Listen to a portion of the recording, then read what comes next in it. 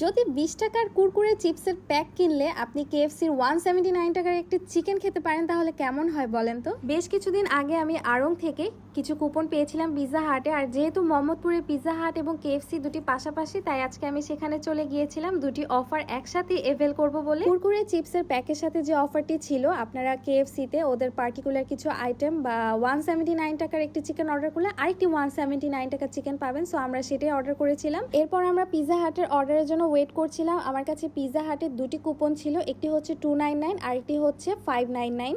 299 টাকার অফারটি এভেল করতে হলে আপনাকে অর্ডার করতে হবে অ্যারাউন্ড 600 টাকা, এবং 599 টাকার অফারটি এভেল করতে হলে আপনাকে অর্ডার করতে হবে অ্যারাউন্ড 1200 টাকা আই গেস। আমি 299 টাকার কুপনটি ইউজ করেছিলাম এবং তাদের এই 299 টাকার পিৎজাটা কিন্তু খেতে খুবই দারুণ মজা ছিল।